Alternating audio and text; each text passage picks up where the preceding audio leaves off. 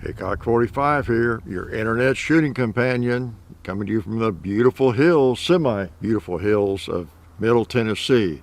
Yes, Tennessee, the home of 22 Plinkster. Yes, just by merit of the fact that he lives here makes everybody else seem smarter and feel smarter, right? Sorry, Plinkster, couldn't help it. Hope you didn't overhear me. He's only a few miles through the trees over there, somewhere back in the backwoods. Yeah, I'm not sure. So anyway, glad to have you aboard again. I didn't start out shooting this week because I brought out a firearm that I'm going to shoot for the first time. I thought I'd let you experience and at least know that you're experiencing the first shots. If I just started out shooting, they would have been the first shots, but you would not have known it. It would have ruined it for you, right? And if I missed every shot, I wouldn't have had a good excuse yet. Explain. So got a little Schofield here, short. So I'm gonna fire it if it'll fire. All right. It's never been fired by me. So let's see. We'll start up close here. All right. In case it explodes, I'll hold it way out there. That's not going to happen, is it? Boom. Boom. Nice. Let's try a 2-liter. All right. All right.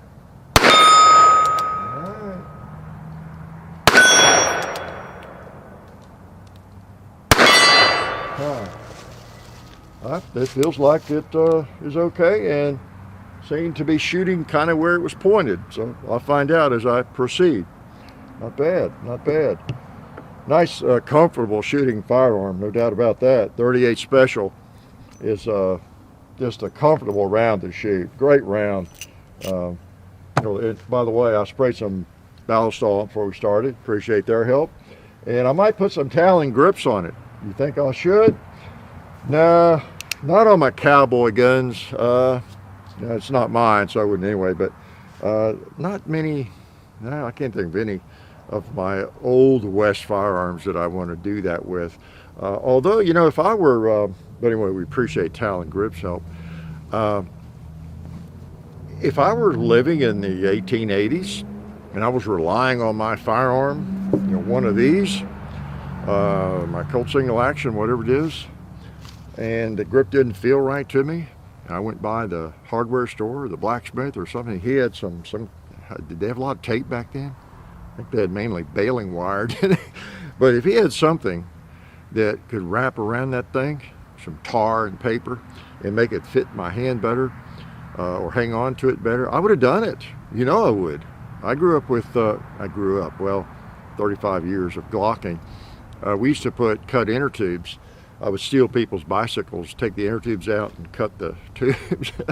You may have seen that before, but you can cut a piece out of an inner tube out like that, slide it for any handgun almost, and slide it up on that Glock, and it just made a world of difference on those Gen 1, Gen 2 Glock 17s. And because when I got into it, that's all there were, Gen 1, Gen 2 Glock 17s in terms of Glock. But yeah, we'd slip those on, and so yeah, you do whatever makes it shootable. If it's a tool, if it's your hammer, right? If it's the one you rely on, you get the grips that you like. I have grips on firearms that I wasn't even going to talk about this. How to get into this? I say I wasn't going to. I don't even know what I'm going to talk about other than a couple of notes. But I have firearms that the grips are not on them, are not necessarily attractive. I could put grips that would be really cool looking. If I laid them all out, maybe we should do a video on that. Ugly grips versus beautiful grips or guns. You would ask, why you have those ugly rubber grips on that gun, or whatever. Boy, you need some bone-handled grips on that or something else. Of course, they're expensive, but or wood or whatever. But it really is what feels the best on some firearms. My little 65 Smith & Wesson, the little 3-inch bull barrel, the firearm the DEA carried for a period of time, just like what the FBI carried in blue, 357 Magnum. I've got some rubber boot grips on that thing.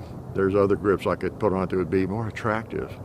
But when I picked that thing up, It's a handy little gun. If I was going to carry a revolver today, that probably would be it, you know. And don't care what they look like. Obviously I don't. I ground the hammer spur off of that one, didn't I? Yeah.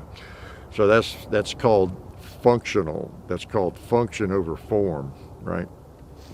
So yeah, but anyway, I got off on that, and who knows where I'll go, right? So yeah, Cimarron, Schofield, what was it, 5-inch, I think? But just got it. We picked it up yesterday and thought I'd just try it out here, okay? Can I shoot it again before y'all get too carried away? Let me remind you of John's comedy schedule while I'm loading up too. He is going to be at Zany's in Nashville on the 23rd. I've told you that before. It's 7 o'clock, so you can go to their website, get tickets, and I'd probably be there. I was there the other night. And again, I want to catch him being funny, really. And he can be funny. What else? Oh yeah, I wanted to mention before we go too far along, the Virginia Citizens Defense League, you know, is again having their annual thing, what they call it, Lobby Day, and in Richmond. And they're this year, because of COVID and all that, they're doing a kind of a rolling drive-through sort of thing. So that is on January the 18th. Get that right, January the 18th, 2021. All right. So just to make you aware of that, and I'm going to put the link to that in the description of this video. Okay. Maybe pin it on, but just watch for it. All right. So Virginia's had a hard time. There's a lot of people working hard up there. And don't forget the zombie movie. I'll put the link to that too, and it's already in every description at the bottom. The zombie. You want to see me kill a zombie, don't you? Some of you new people, if you've never seen me kill a zombie. Did I say kill a zombie? What do you do to a zombie? Maybe there's a word for it I'm not aware of. There's a verb. Maybe you finish it off. You finish it. You finalize it. You put it down. It's a second killing. I don't know what you do. Zombies are dead, aren't they? I don't know. So how do you kill one? You render it immobile or something. I don't know what you do to it. Anyway, let's shoot this gun. So anyway, I hope you check that movie out. All right. Well, let's just go on out to the gong. You want to? I'll try it. I don't know if y'all can see the gong. It's out there pretty far, like 80 yards. All right. Have to listen for it. What I did there.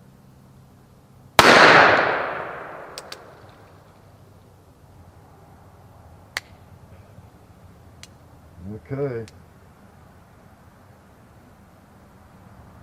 Off kilter there.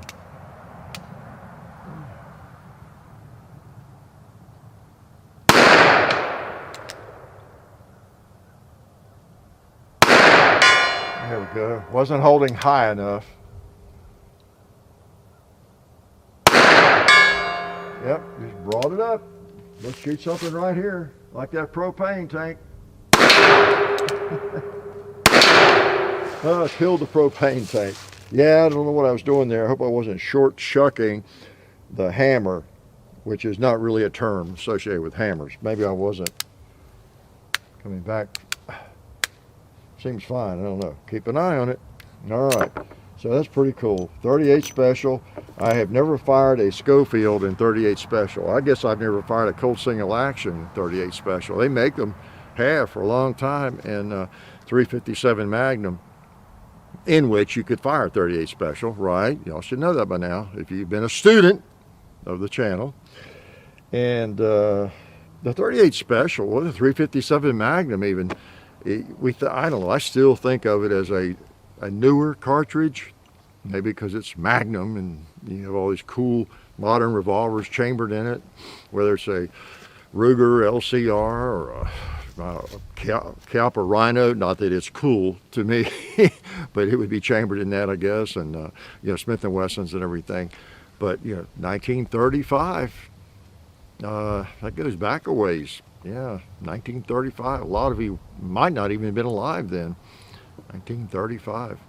And so yeah, it's an old cartridge for a Magnum. the first real Magnum handgun cartridge, I guess, or successful handgun cartridge that's a Magnum. But the 38 Special, and I shouldn't have brought it up, I think it goes back to, the M&P, the 1898, is that right? Or was that just the 38 at first and then the 38 Special in like 1900, I don't know, the first decade of 1900, I forget. I know that, I should have remembered it, but things don't stay in my brain too long. I've got to make room up there for other things, you know. There's just not a lot of space there. So when one thing comes in, something's got to leave, you know. It's like a closet that's full, you know, or a gun safe, you know, something's got to come out if we're going to put another one in there. Okay. So yeah, old cartridges, you know. 38 Special, wow, well over 100 years old, whatever the date is. And yeah, so it's kind of neat. And it's really popular, you know, cowboy action shooting, 38 Special. And that's one reason I'm sure they've chambered. I didn't realize they chambered these. I saw it. And in the short barrel, that's pretty cool. I like a Schofield. And, you know, so I ordered it from Bud's, requested it. So I learned something about Schofields too in the Smith & Wesson number 3 I wasn't aware of. Where was I? Gun show. Maybe it was at the Tennessee Military Collectors. I think it was. That's about the only gun show I've been to. But there was someone had a few of these old ones, a couple, and I was asking him, I guess, you know, I have some nice Colts and everything, but I don't have an old Smith & Wesson. And I've often thought I wouldn't mind having one of those. You know, the ammo, of course, is an issue. You can get a, you know, Colt single action, a first gen old gun made in 1905 or 1910 or whatever, and shoot modern ammo in it. You know, as long as it's not too hot and everything, but without loading black powder.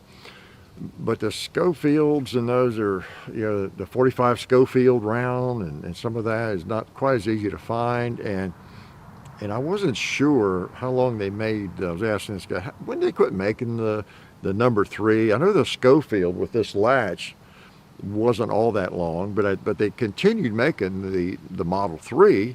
I think they went back to, if I'm not mistaken, the latch on the barrel instead of on the frame. This is on the frame, so you can do it one hand like that. Don't get the other hand involved if you're on horseback. We've explained that to you all. But, you know, originally it was on the slide. It's kind of a two-hand affair, but I actually like that better. It's more positive. You're more likely to, you know, grab that latch when you're going for the hammer and open your gun when you don't mean to. You know, if I was going to get an old one, an antique, I'd rather have just the simple number 3. They just seem more solid. I like that latch. Actually, you don't pull on it. You kind of push up on it. Yeah, kind of up. And you know, it's just really neat, really positive. But anyway, he was telling me, if he knew what he was talking about, that the Schofield, number 3, they never did make them out of the newer metals and what's the word? You know, classify them or consider them strong enough for smokeless ammo. Didn't know that. Probably a lot of things I don't know. Could you imagine?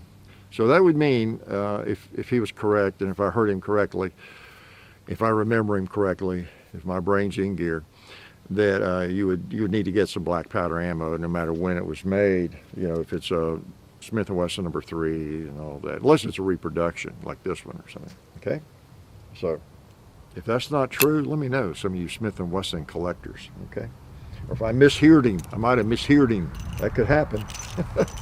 He might have misspoke, and I might have misheard him both. Yeah, a lot of ways to miscommunicate, aren't there? So yeah.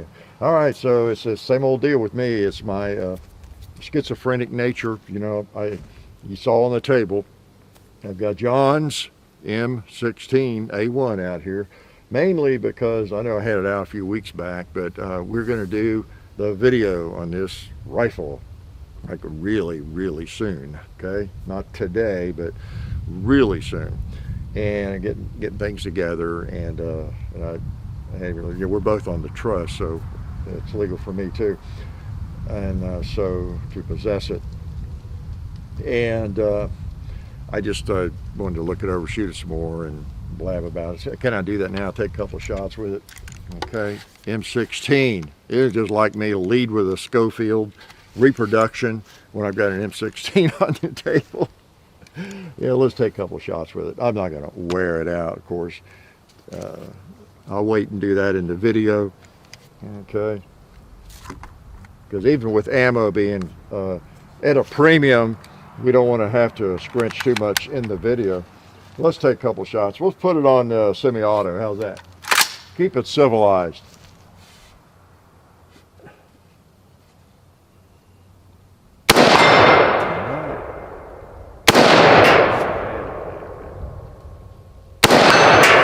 Forgot what a horrible trigger. Well, start as far as a target trigger, it's pretty heavy, but not a problem. If I have a full auto firearm, I don't want too light a trigger probably. Well, let's hit the target here. Put a couple on it. Just to make sure you knew I was not joking. This is an M16. If you missed, well, you missed the barrel shoot. If you missed the Sunday shoot around a few weeks ago, maybe you haven't seen it. All right. Let's hit that. Let's put it on full auto, and I'll go up there and hit that. That one's on a metal stand. I better not. Oh well. Well, let's just empty this magazine. Hill. That was me. You heard the little hiccup. I sort of let up on the trigger. Okay. So 20 round mags. John has several 20 round mags because, again, it's Vietnam era, and for most of that war it was 20 round mags. So it wasn't until after 1970 they got the 30 rounders, as I understand. Got one of those, but I don't want to shoot it too much. I just thought, I'll shoot it, get refamiliarize myself with it, and maybe talk about it a little bit. Like I say, we'll be doing a video on it. Do I need to say I'm not an expert in them? I am a jack of all trades. As you know, I have varied interests in, gosh, not just guns, but other things. I really have too complicated a life, and get right down to it. For somebody who could have a really uncomplicated life and just hang out here in the woods. I've got a bug on the lens. I'm gonna blow him off. Okay, that scare anybody? Sit on the porch and read Thoreau, and have coffee in the morning. Go in for lunch when I feel like it. Take a nap. Watch a Western, read some more, go to bed. I could have a very relaxed existence if I wanted, but I'll tell you what, especially the last few days, so many things going on. I know you're worried about me, but my mental health you're probably worried about, right? But oh man, just so many things and so many people. And again, it's one reason I have trouble getting back to you all and on Facebook and that kind of thing. There's so many people pulling on us for this and that, and it just comes with the territory. I realize it, but wow, it's just so many things going on, and we've got things we're trying to do, and I've got personal life trying to get things done, and just all that. It's just it's all good. I wouldn't trade for the world. But I'm not complaining. It's just busy. So one day I will just give it up, and I will if you'll find me sitting on the porch, but you might not, because I'll probably have a fully automatic weapon pointed at the driveway. No, just so I can read in peace, right? So I don't know where I was going. Oh yeah, I'm not an expert in these things. We're going to do a video on it. I'm going to let you know what I know, and as I have said before, we're not the channel where you get just incredible historical detail, like Ian on the Forgotten Weapons. Gun Jesus is where you want to go, as known by you all. Hopefully you don't mind that, Ian. Ian's a good guy. I met him in Arizona 2 or 3 months ago, I guess. Talked to him, visiting, but he or Tim from the Military Arms Channel. There's a guy, I don't know if you've discovered him yet, Small Arms Solution. Small Arms Solutions is the channel. And I think it's his company.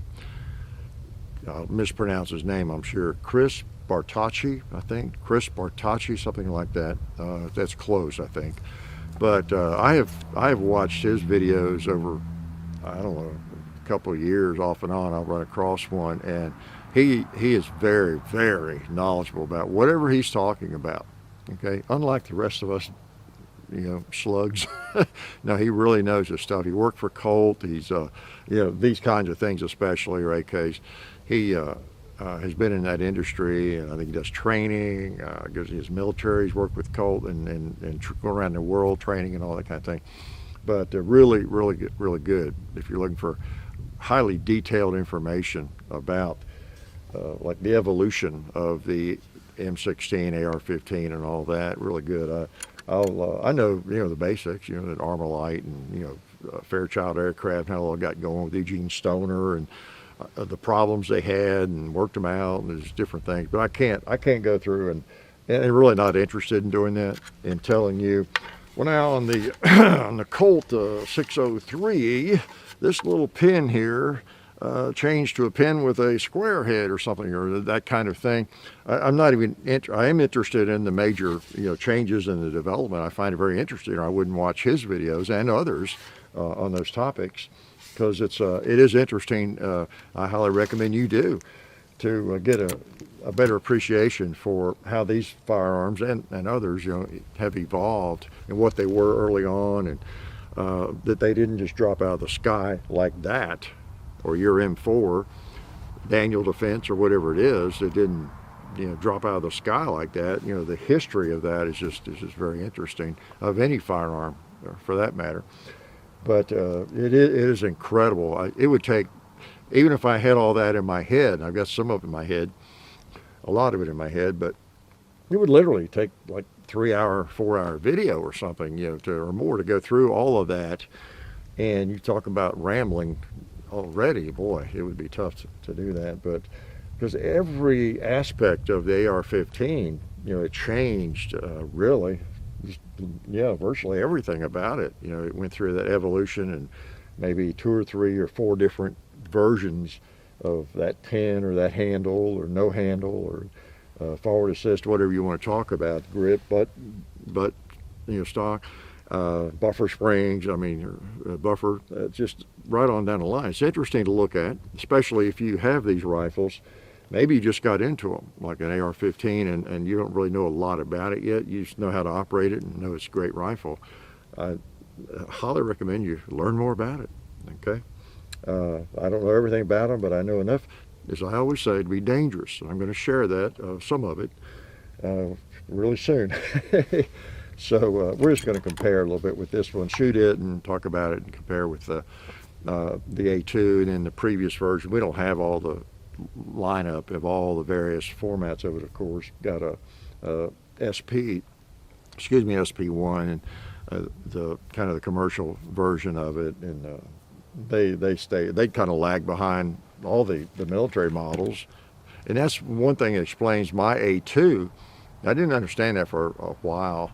I knew it was a transition gun, and a lot of firearms do that. Even with Colt single actions, they did that. You go back and look at a Colt single action, single action kind of a revolver. Well, if they decide, for example, we want to recontour the hammer a little bit, make it a little easier for people with small hands or something, whatever they're going to do, or put a different spur on it, make it a little bit better.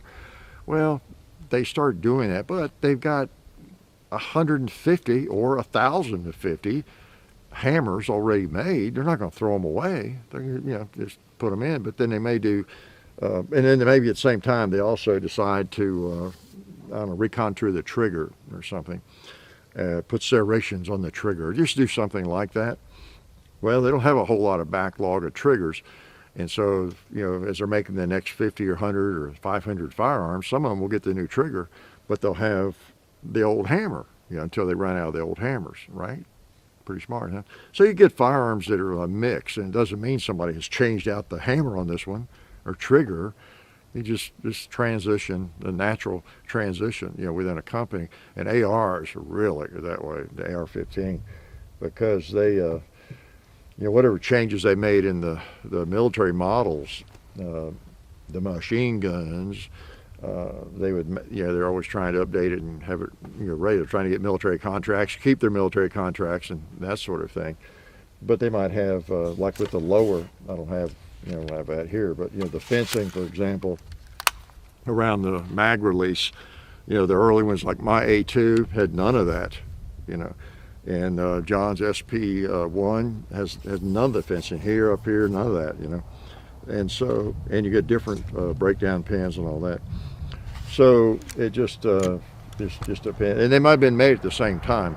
Like the same year this firearm was made, an SP1, a civilian or a commercial, semi-automatic SP1 is made, but, you know, it doesn't have the same features, you know, made by the same company, but they've got a bunch of the old lowers and they're using them, you know, so, and or maybe even intentionally, because it doesn't really matter so, that much.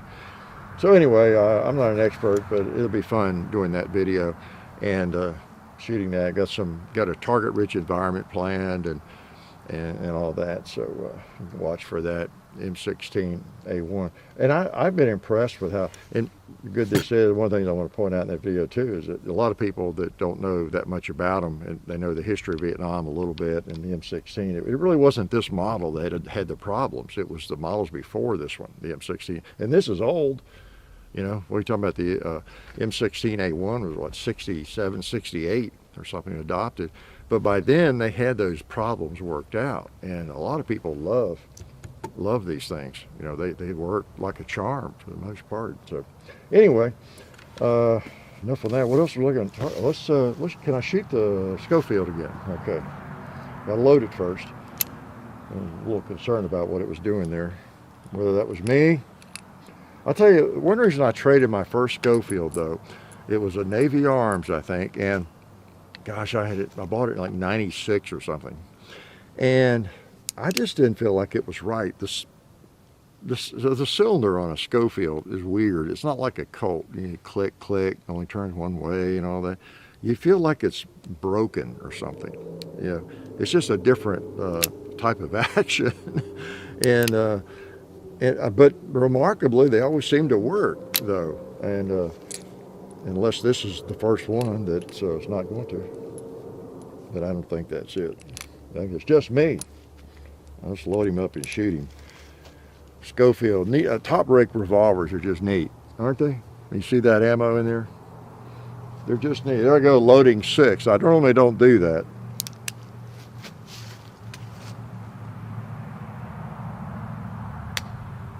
Well, see, now that should not happen. The cylinder was not aligned. Okay, let me line it up.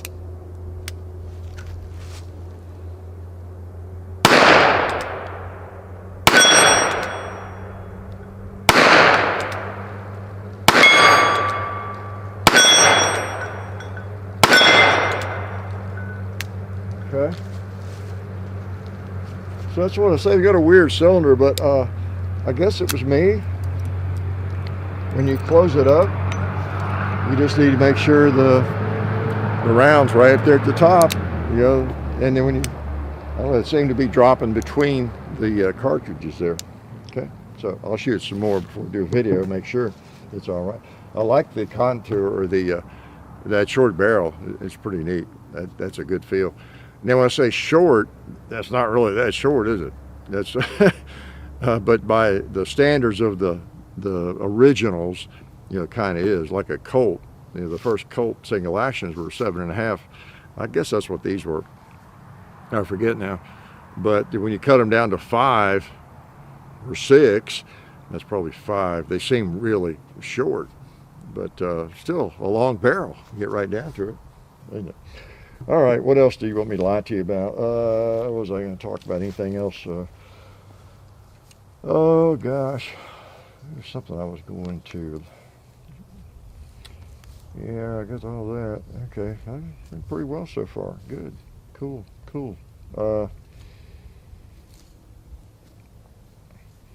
Yeah, okay, yeah.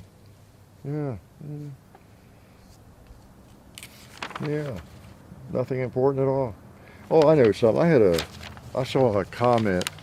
Uh, this was a few weeks ago, I guess. I had made a note of it, and I make a note of things like that I might talk about sometime. And it, it it was some snarky comment to somebody that had said something, I don't know, about firearm or to me, whatever. But it was, about like what. It's sad that you feel you need to carry a gun, something like that. You see that occasionally, and often it's from some people in other countries, and they don't understand our culture here, our freedom here, as much as we have left, and they just and also just anti-gun people. It's sad that you feel like you have to carry a gun. That you have to carry a gun to the grocery. That's really sad. Well, I answered this particular one, I think, and I said something to the effect that, I guess, yeah, you're right. That, got to wonder though about everybody that was raped yesterday, or murdered, carjacked, or whatever. Well, that's a little different. You really can't defend your property with a firearm generally, unless you're threatened. But everybody that's attacked, assaulted, raped, murdered, whatever, yesterday, and that will be raped or murdered, assaulted tomorrow or this week, and you think it'll happen? Yeah, sure will. I'm not sure what the statistics are, but somebody will be beaten within an inch of their lives this week, tomorrow, or happening right now. Raped. How many people will be raped this week? Murdered. Okay. So that's going to happen. We know from history. So getting all choked up about it. So I had a cigar, I confessed. So are they totally crazy? Would those people be totally crazy for packing a firearm? How many of them that it has not happened to yet might be able to thwart it, to hold it off, to prevent it by having a firearm, by just producing the firearm, letting it be known they have a firearm, pulling it out, not even necessarily firing it, because firearms save more lives that way than they do from pulling the trigger by far. So, yeah, I'm not expecting trouble today. Nobody is expecting it, or I'd be carrying a 12 gauge if I was expecting trouble today. Maybe two of them, right? Nobody's expecting trouble. I'm not expecting to have a flat tire tomorrow, but I better believe I got a spare in my car. I've even got a fire extinguisher in my car and in my house, and I have fire insurance. Not expecting a fire, does that make me paranoid? I have health insurance, I have fire insurance, homeowner's insurance, insurance on my car. I'm not expecting to have an accident. I've got a firearm in my pocket. I'm not expecting to need it today, except maybe to knock over some targets. Not expecting to, no. So is it, I mean, so anyway, there's people, either they're incorrigible gun haters, or they just haven't thought through that some people choose to just be armed in case. And John and I were talking about this very thing this week, something like that. And I was telling him, I think one reason some people think it's so extreme to carry a gun, if you live in another country or somewhere it's just not like legal, it never has been for the last 200 years or whatever, you live in one of the non-free states of the United States, or you live in a foreign country somewhere, it really does probably seem, wow, you pack a firearm on your person, you have a loaded gun on you? Wow. To some folks more than others, but you can just imagine the how that appears to them. Just thinking about it, they may not have even ever touched a firearm, much less a loaded firearm. So they're still kind of scary to them. They don't understand them. And you've got a loaded gun on your belt. You go to McDonald's, You got a loaded gun as you're shopping and everything. As you're driving around, to them, it's like you've got a rattlesnake in your pocket. I mean, you're literally bagged up a rattlesnake and you're hanging it on your belt, hoping it won't bite through that bag or get out of there or something. You've got a rattlesnake you're carrying around. You're a king cobra. So I think that's their perception, and I can sort of understand. I can even almost identify with it, to a certain extent, because they just don't have an experience. They don't know. They haven't carried my firearm in my pocket. You know what? It's just exactly like this. My wallet. It feels just. I mean, I don't think anything else about it. I know it's safe in a safe holster. It's ready to go. If it's on my belt, which it is sometimes, it's ready to go. It's safe. So it's not an issue for us. It's like having my car keys in my pocket. Yeah, got my gun, car keys. You don't think anything about it. But if you've not carried a gun, you've not been around them, I think it's just, wow, that is amazing. You got a loaded gun. And like the reason I say I can identify a little bit, I know back in the day, I've been around a while. And one advantage to being an old dude, you have a lot of decades of life. And I remember in Nashville, when I first got into guns and collecting, shooting, I was in K Hardware over in Donaldson. It's in Nashville. There was a gun shop. The K Hardware had a gun department in there. It's where I got my first muzzle loader and things. And I remember, and I was standing there talking to the clerk or somebody, and a guy came in there and got into the conversation. And he was in the music business. He was a singer, not a name maybe you'd recognize today, but it's part of a trio or a singing group, I'll say. And I was familiar with him. Got talking to him. He had a firearm. I think it was a shoulder holster. He was carrying it. He had a license to carry it. This is back when you had to know somebody. And I remember thinking, wow. That is amazing. That is so cool. You can carry that gun like that anywhere you go. And I was into guns and shooting, but I couldn't legally carry one. And I was just fascinated by that. I was like 23 or something, and thought that was so neat. But in addition to it seeming so cool and being able to do it just, I couldn't help but think, wow, you got that gun with you all the time. It's loaded right there, and not that it seemed dangerous. I don't know, but I can just relate a little bit what it must be like if you are not familiar with firearms at all, and then someone else, this thing is kind of that way in a way. If you're not even into black rifles at all, semi-automatics and that kind of thing. You love your revolvers and your muzzle loaders and shotguns and everything, but you just never had a desire to have one of these. Well, this must seem a little bit like that. When you look at some idiot like me, I've got a freaking machine gun here, and I just shot it, and I can shoot it again. And John and I own it. He's the owner, really, but we can shoot it anytime we want. So that probably hits people the same way to some extent.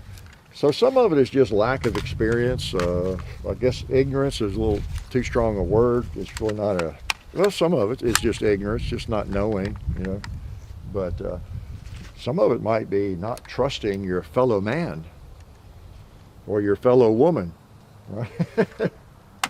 All right, you saw me. I put a mag in here, so I got to shoot. What do you want, semi or full? Let's go a little semi here. Yeah, we're semi.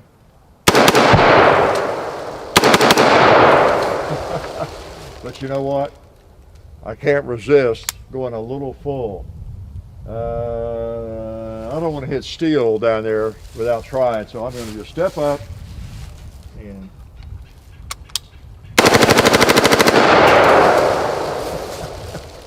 almost blasted the target over. Again, that was muzzle blast, not the bullet doing that. See, it's got the fun switch, if you can see it. It's all the way to the left. See, most of them, you got your safe, you got semi, and there is the fun switch, auto. Okay. So some people do think that normal humans should not be allowed to own these. People cannot be trusted. If you own something like this, it turns you into a raging maniac, doesn't it? Makes you want to shoot people. Oh yeah. Really, some people just don't trust their fellow man. I mean, I was joking, but I'm really not too. What's that called? Projection. The psychologists have a term for that. Is when you really don't trust people, or you think everybody's going to steal something, or whatever it is. Some of that comes from a problem you have, you know, and just not trusting your fellow man. And maybe you're the one that can't be trusted. You're the one with the problem, you know.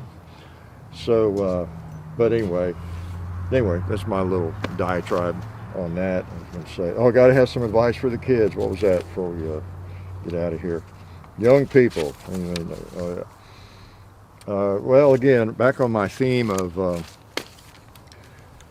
people wanting a perfect world, and they want everything to be perfect, their job. If you're young, or you're just inexperienced, or you're just, you may be old, but you're just still clueless for some reason, like me, you know, because you don't have to be really young to be ignorant or naive, right? You could be 50 or 80, or just, you know, anyway, it's usually younger people, but because really through experience, it almost takes that to realize that there is no perfect family or company. Gosh, I've had so many. I worked for so many. Not that I couldn't hold a job. I left really every company by choice, I guess, and for promotions usually into something better or something I wanted to do more. But I worked for different teaching situations and companies and publishing mostly. And oh man, if I wanted to in any of those entities, I could have sat and complained all day about something. How these idiots don't know anything. There's always things coming down, don't make sense. That just happens everywhere. Or somebody you think's not being treated right, or you're getting more of the workload than you deserve or should, or just whatever it might be. I mean, that's just the way life is. And you know how you could fix that company, right? Oh yeah, I could do this. It'd be so much smarter and everything. Well, you're not the one responsible for looking at the big picture, for one thing, right? And so anyway, and it's this desire for utopia. So again, young people, you're not going to find utopia. And I think, again, that's a lot of the drive for whatever it is, socialism or communism or whatever ism that people seem to not gag on these days like we used to. Speaking of gagging, right on cue, huh? Sorry. If you 20 years ago, if you even said the word socialism and you were a politician, that was the end of your career, unless you were condemning it, of course. But all of that is for a more perfect society. We can fix things. Some people just have more than they should. Why should that person have that large house? That doesn't make sense. Nobody's using this house. I should be able to just move in there, or whatever it might be. We need a more perfect society. It's just not working right. The company I work for, and a lot of people can't hold a job for that reason, because they just they can't stand any company they work for. Everybody's an idiot. You know those people, don't you? You met them. Everybody's an idiot. Everybody they've ever worked for might be a friend of yours, someone who you like, hang out with, but everywhere they have worked, there have been all these problems, and it's never them, is it? It's always that company. They always have a manager, a boss who is an idiot. Every manager, every boss is always a total idiot to them. Yeah, maybe some in there that are idiots, but a lot of it's just the way of the world. It's just life. It's just life happening, and that's just the way it is. It's not going to be perfect any more than your family is, or your buddy's family, even though it seems more perfect, right? More nearly perfect. And that other company always seems more nearly perfect. That other gal or guy always seems more nearly perfect until you hang out with them a while, until you work with that company a while, and then you see the same thing, right? So just keep that in mind. And one reason I think it's important to keep in mind is it can save you some grief. For one thing, don't expect it to be perfect. That would save some disappointment, right? You just expect, okay. I mean, that's just the way it is. I go to a new company or whatever. I say, okay, this is all cool, and everybody's glad I'm there and everything's working great. And I just know within a month or two, I'm going to start seeing the warts. Oh, wow, I didn't know that. So we got to deal with that. That's been that way. Nobody's changed that. How come? Doesn't anybody see that or whatever it is, So, and also, I think more importantly, maybe the most importantly is you might leave a company or a job for no good reason. Right? You might have a bright future really with some company.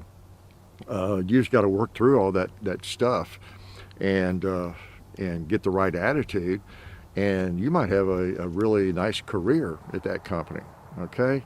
Whereas you're expecting everything to be perfect, first time it's not. I got to start looking around, get my resume updated, and you go somewhere else, and it seems okay for a while, but then, of course, the usual, it's not. And you passed up a really nice opportunity. If you had just kept your nose to the grindstone and focused on doing good work, you might have been head of a department by now or something, if that's what you want. So anyway, that's my advice, and I expect a check for that, okay? No more free advice. Okay, I'm going to shoot a little bit, and then I'm going to let you go. What should I shoot? I'm going to shoot this again, okay? I'm going to shoot that machine gun a lot, a fair amount, when we do the video, okay? Then I want to test this again. I'm going to shoot some Full Metal Jacket. Ooh, sounds dangerous, doesn't it? Full Metal Jacket. All right. I think that machine gun would be a good zombie gun. That would have been a good one to take to the zombie movie. Except again, it's got a function. I explained it 3 weeks ago how the reason I took a lever gun was I could make it work, the action work manually, and even have brass flying out of it. And so I wasn't sure exactly what they were going to shoot and all that, but I knew they were going to probably have the camera on me shooting. I knew that was going to happen, and so I don't know what you do with that unless they were able to CGI in brass flying out of it and all that kind of thing, which they do, I guess. Some movies. All right, I'm going to make sure this is lined up now. I'm going to do it. I don't know why. I got. It's funny because it's a 38 special, and it's also a Schofield. I kind of got away from my load 5. All right. I'll close it up just like that. See if that does it. Oh, I just moved it. Schofields are weird. They really are. Okay.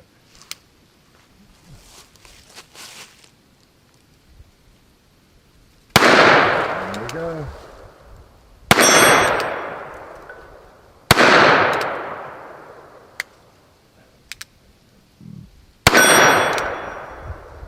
Click. I'll get back that round.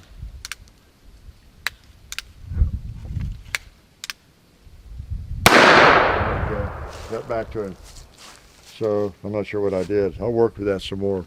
By the time we get the real video, I'll know more about that. All right. So Schofield in 38 special. And it also fires, see if something fires 38 special, it'll fire 38. I think it even says on here long Colt, 38 long. Yeah, 38 Colt and 38 special.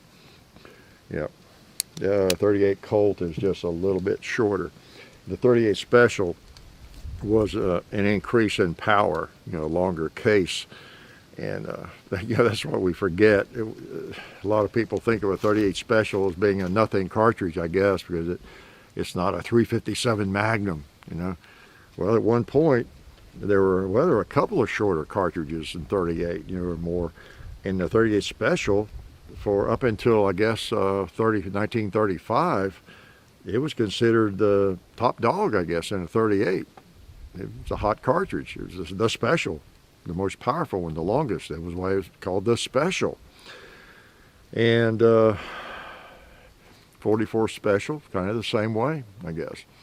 It was a case that held a little more powder, a little more power than, correct me if I'm wrong, but than the 44 American or the 44 Russian, some of those others. And so the 44 Special, which came along early 1900s as well. And, no one thought about magnums. The 44 Magnum didn't come around till 55, long time later, 50 years later, or something like that. But so we tend to think of anything less than a Magnum as just a nothing bullet, right?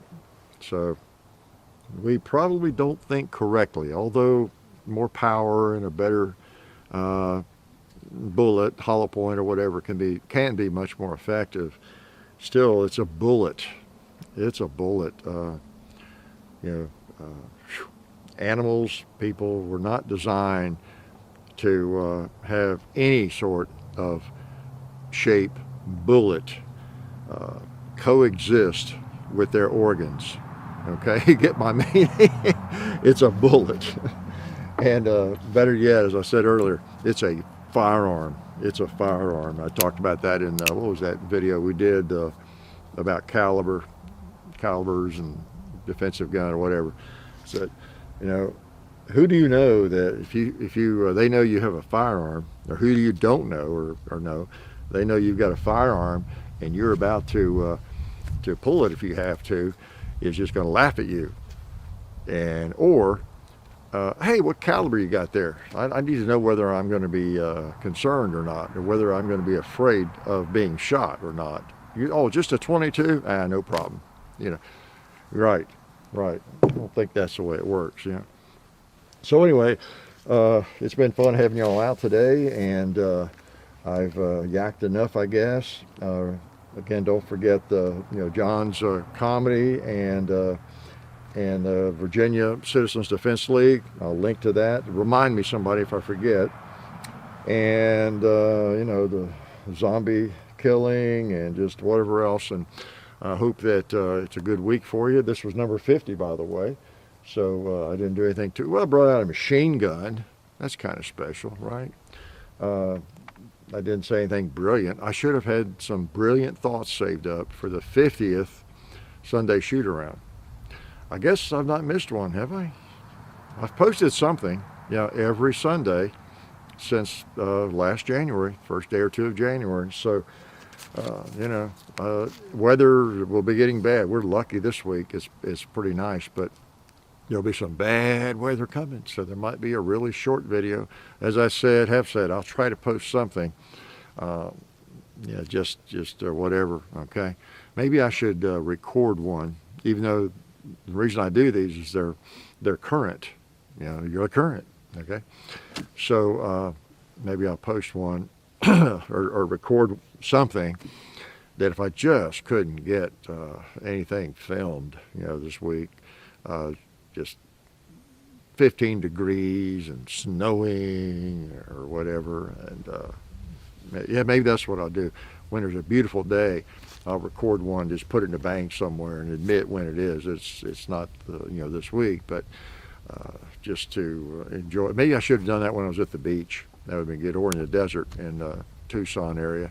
Recorded one to post in mid-January or February, with short sleeve shirts on, all that kind of thing, lying in the sand, chewing on a cactus or something.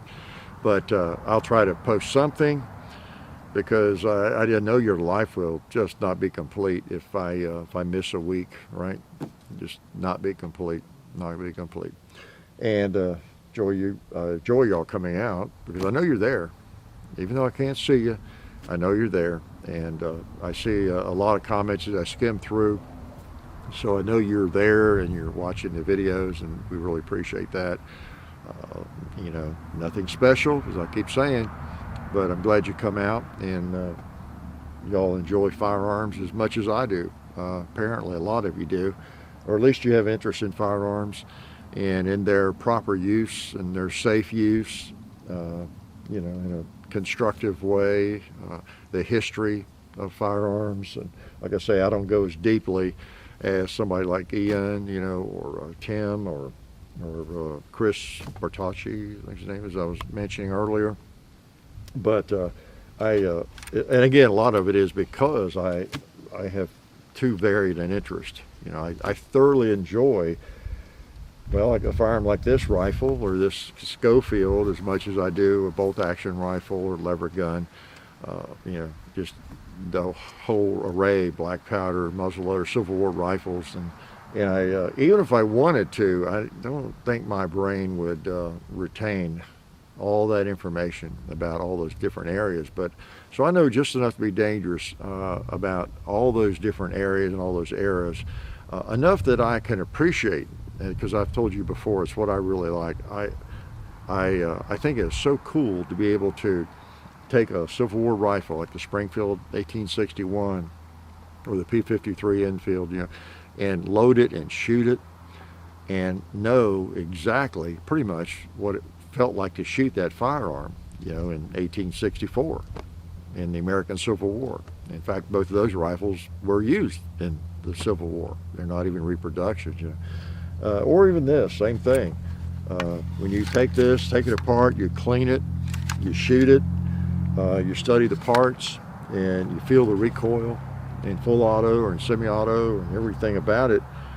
It pretty much tells me what it would have felt like to a GI in Vietnam, 1968, 1970, or whenever. Shooting essentially the same firearm, essentially the same ammo, and so if I'm watching a movie, I know what it feels like. To fire a Colt single action. Wyatt Earp is packing a gun, or Burt Lancaster, whoever the actor is.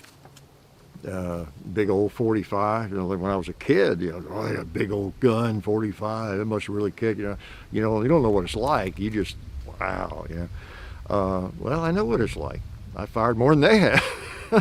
Probably more than, well, I was going to say I fired more than those actors, certainly, real ammo, and I probably have fired more than Wyatt Earp, because I don't know if he hand-loaded thousands of rounds at 45 or had Federal to sponsor him and just fired as much 45 Colt as he wanted.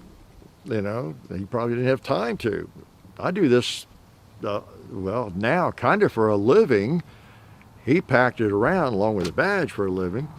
And I shot thousands and thousands of rounds before I even, started doing this. So, anyway, they just kind of just hit me that I probably shot more than even the real Wyatt Earp or whoever, maybe even Hickok. He did shoot a fair amount. I think he shot more regularly than anything. They say the word is that every morning he would empty both of his revolvers, his 1851 Navies, and. So, it's 12 shots a day or something, unless he had to kill somebody that day. Might have been a couple of extras. But he shot those more than I have, the 1851 Navies, but he probably didn't shoot more than I have. But, that does bring up the idea of how important it is to stay practiced. Really, we talked about that in... where is that? Maybe it's in Reed Henrich's book. I think he covered that topic. We talked about it when I was up there at Valor Ridge, and I agreed with him on that. The staying practiced was very important. Not necessarily, like you might shoot 1,000 rounds this month, but you just don't touch your gun for a month. You're probably pretty competent with a firearm if you shoot that much, but really the consistent practice, training or whatever is more important than even the volume, probably. I always think of Hickok because firing those 12 shots or whatever every morning and then reloading it. Partly he did it to make sure the loads were good and working. He was probably a whole lot better with a percussion revolver than I am because I struggle with them. They frustrate me. I love them, but they frustrate me. But that would have been, one reason he was such a good shot. There's lots of reasons, but that's the road to being a good shot. Every day, emptying your pistols. Can you imagine? I've heard of people doing that. I've not been really good about that. I shoot a lot, of course, and almost every day it's something. But there was a guy who lived in Clarksville, somebody was telling me about that, every day he emptied his 1911, the 7 or 8 rounds, pulled it and shot. I mean, it's cold.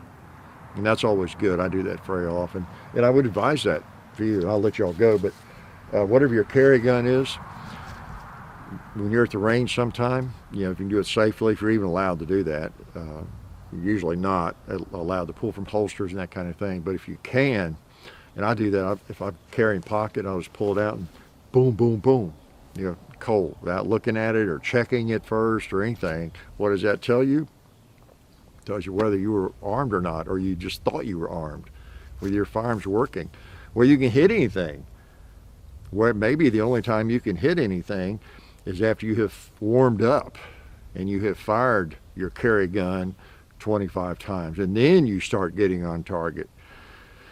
Not good, not good, because when you pull that out, the first shot, needs to be right on target, okay? Gun needs to work, and it's pretty important if you're gonna pack one, right? So it's just something to think about. With the ammo shortage, you can't go around shooting all your carry ammo, maybe if you're low on that, but you don't have to shoot a lot. Just throw a round out there every now and then like that.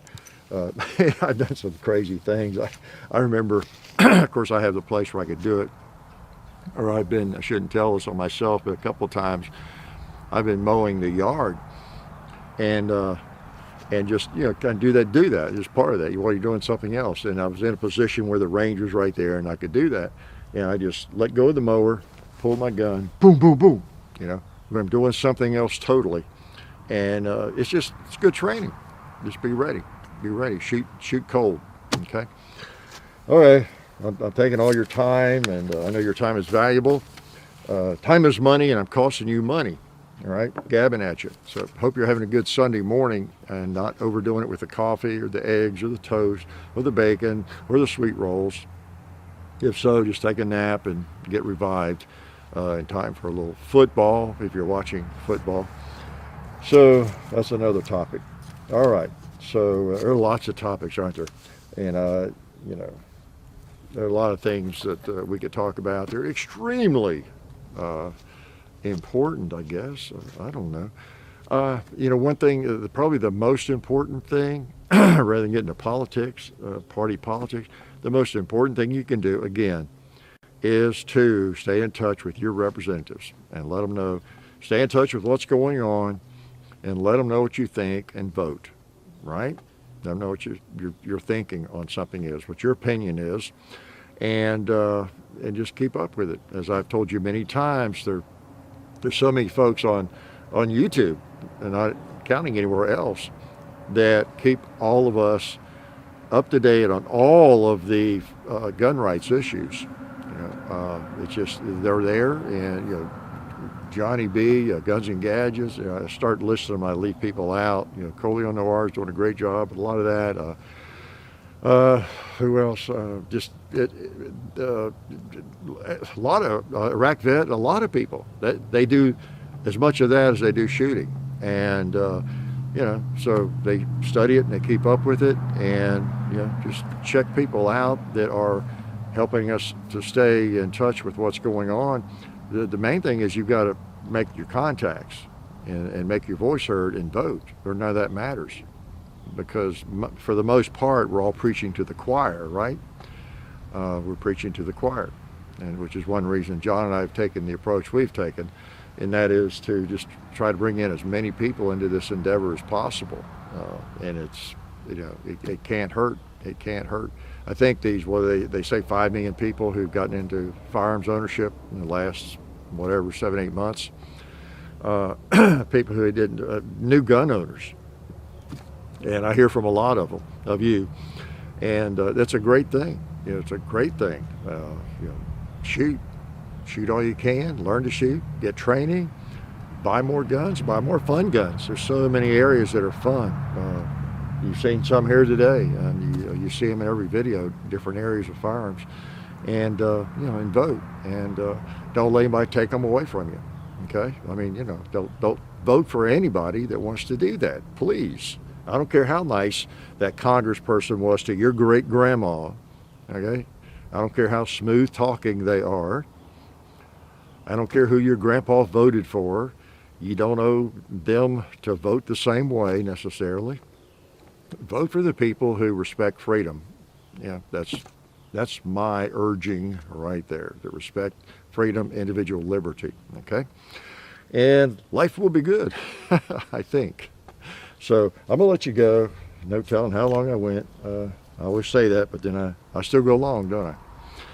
So appreciate your support, and we don't deserve it, but we get a lot of support, and we really, really appreciate it. Thank y'all a bunch. Life is good.